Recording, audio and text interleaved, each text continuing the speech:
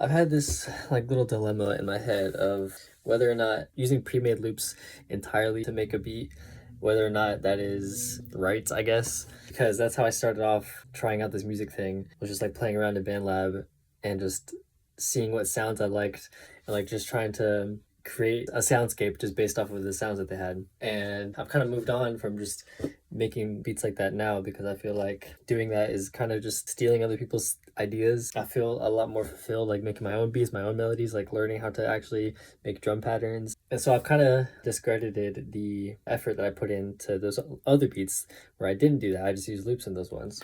But now I've been thinking about it, and honestly, I don't really care anymore because the beats that I made before and that I might continue to make with pre-made loops, it's still me putting in the effort to find the sound that I want and to satisfy my creative vision. Even though I'm not entirely creating it by myself, I'm still taking the time to find the sounds and then arrange them how I want, structure the song, write the lyrics to the song, mix, add effects to all the sounds, EQ it, make sure it sounds like how I want. It's just like using the tools available to me to actually make it happen. So I don't really have a problem with it now, because if me doing that is so bad, then what about the artists who just buy type beats on YouTube? They're spending money for a beat that was already made. You know, it's like a MP3 or WAV file that they just drag into their thing and then record vocals on top of it. At least in my case, even though I'm not entirely making the beat, I'm still manually choosing what I want and still have a creative vision in mind the entire process, compared to someone who just like goes on YouTube and purchases,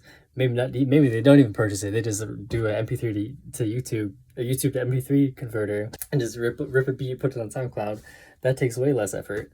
So I shouldn't discredit the beats that I've made using loops, because people are getting it way easier out here, you know.